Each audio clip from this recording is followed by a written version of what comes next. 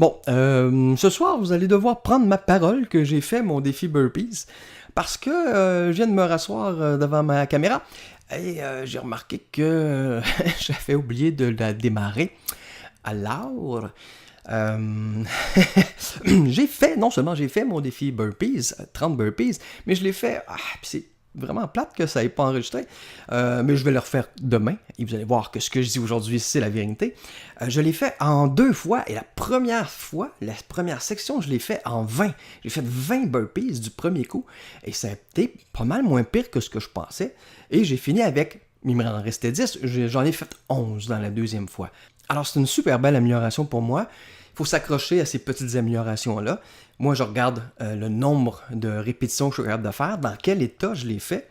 Est-ce que j'ai mal à quelque part? Est-ce que je suis très essoufflé? Je regarde aussi mon cardio après, parce que ça, c'est des choses qui vont s'améliorer beaucoup plus rapidement que mon objectif de la fin qui était de perdre mes 10 livres. Tu sais, je ne peux pas perdre 10 livres en 10 jours. Ça serait probablement malsain d'ailleurs si je perdais 10 livres en 10 jours.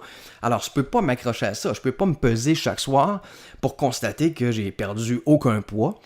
Ça risque de me décourager, ça risque de raviver les petites pensées négatives, les petites voix dans notre tête qui peuvent nous décourager.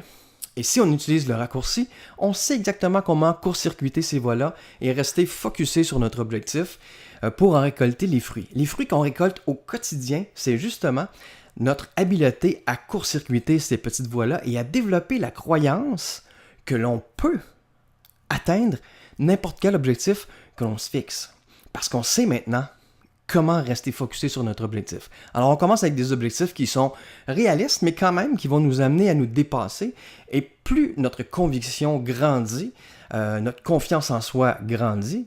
Dans le fond, elle ne grandit pas, hein? On a bien compris ça. On a tous la confiance en soi, toute la confiance en soi dont on a besoin pour atteindre n'importe quel objectif. On l'a d'ailleurs depuis la naissance. C'est ce qui nous a permis d'apprendre à parler et à marcher alors qu'on était lamentable dans ces 2 compétences-là au départ. On a persévéré. L'idée même d'échouer ne nous a même jamais traversé l'idée. La crainte de l'échec, la crainte du jugement des autres, c'était des choses qu'on ne connaissait pas. Donc, on avait un objectif et on y allait. On persévérait jour après jour, on s'améliorait. Et aujourd'hui, regarde, on parle très bien et on marche sans même devoir y penser.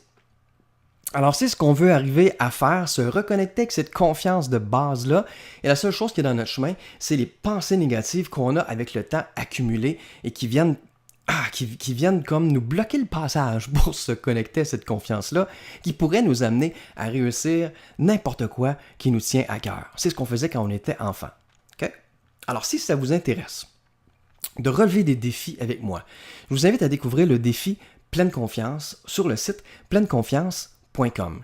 Si vous voulez aller encore plus rapidement et avoir l'outil le plus efficace et le plus rapide que je connaisse pour court-circuiter ces pensées négatives-là qui peuvent nous décourager, je vous invite à vous inscrire à la formation sur le raccourci qui va tout vous expliquer ça. Vous allez voir, c'est super simple et ça nous permet vraiment de couper ces pensées négatives-là et d'aller se connecter directement à cette confiance en soi-là de base. Alors tout ça se retrouve au pleineconfiance.com. Alors, au plaisir de vous y croiser. Et demain, faites-moi penser, il faut que je parte ma caméra pour faire mes burpees. OK? Ciao!